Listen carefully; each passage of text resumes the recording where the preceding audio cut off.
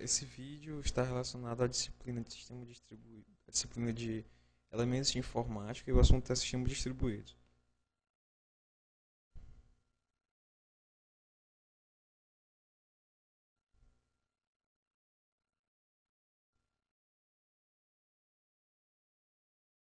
A motivação seria o seguinte: computação distribuída prevalece no mundo de hoje.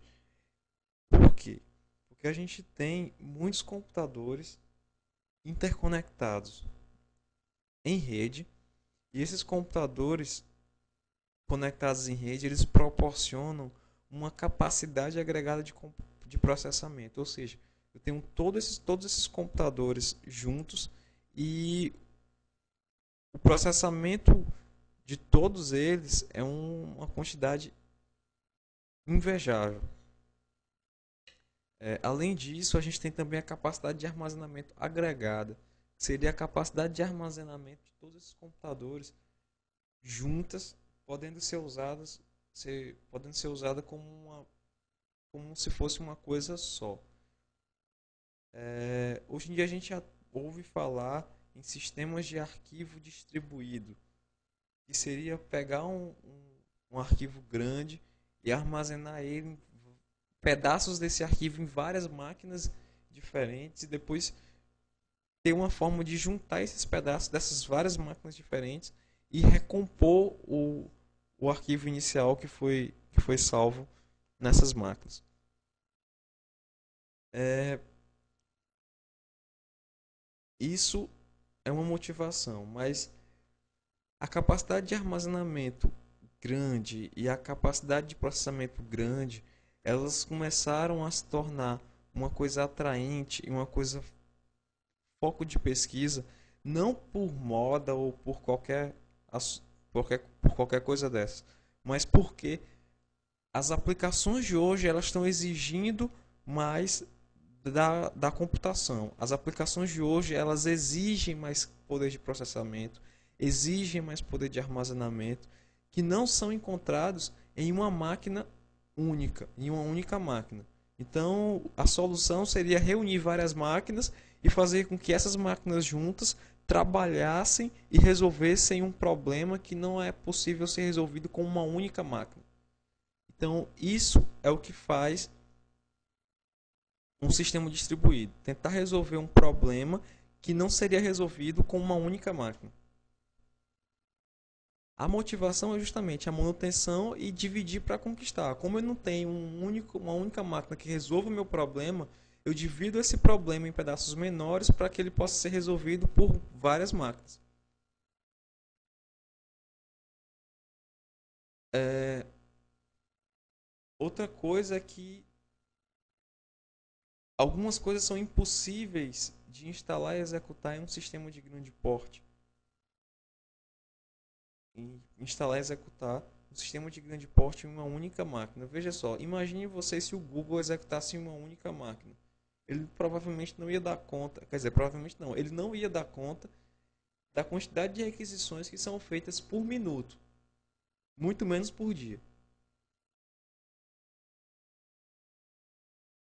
A distribuição e o uso dessa abordagem de dividir para conquistar, ela melhora o desempenho e aumenta a escalabilidade. Por quê?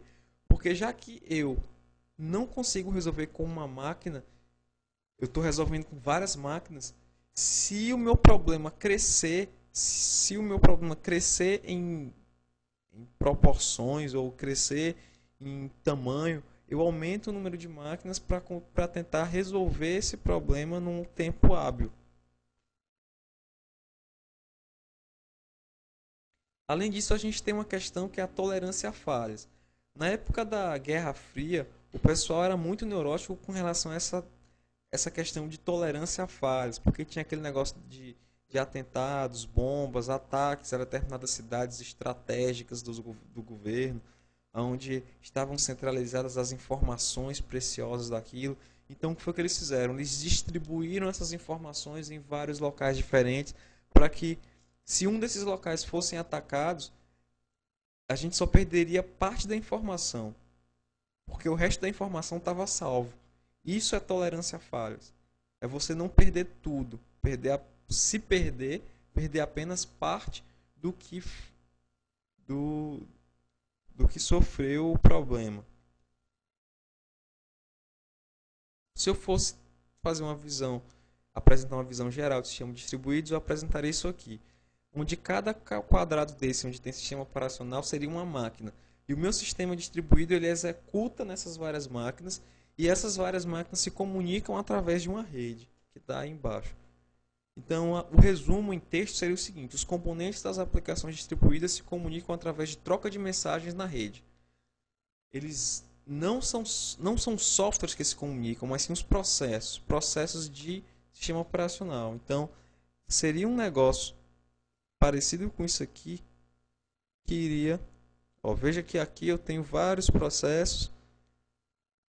Então, se eu, num sistema distribuído, vamos supor que o Gtalk fosse distribuído, então eu teria um exe do Gtalk aqui e um exe executando do Gtalk nas várias outras máquinas que compõem o sistema distribuído. E esses processos eles se comunicariam.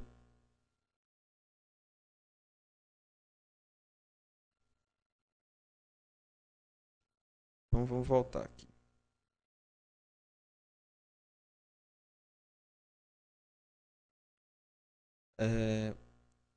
Um processo ele seria um programa que está em execução tanto em um computador local como um computador remoto. A comunicação entre esses processos é dada através de troca de mensagens. E essas mensagens são enviadas através das redes. Então, resumindo, dividir para conquistar. A gente tem componentes interligados através de uma rede e o processamento desse sistema é distribuído. Ele ocorre nas várias máquinas que seriam esses componentes interligados. Então isso torna meu sistema mais confiável, tolerante a falhas, porque eu posso ter vários servidores, vários nós, vários computadores que desempenham a mesma função. Então, se um desses computadores quebrar, aquele outro computador que desempenha essa mesma função vai continuar fornecendo os resultados que o usuário precisar. Então aí tem algumas definições mais recentes de, de sistemas distribuídos, que seria um sistema em que os componentes de hardware e software localizados em computadores em rede se comunicam e coordenam suas ações por passagem de mensagens, bem parecido com o que a gente já colocou antes. Outra coisa a definição do Tannenbaum. Seria uma coleção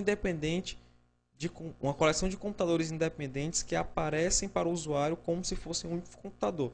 É o exemplo do Google. Todo mundo executa lá e acha que tá sendo executado em um único computador.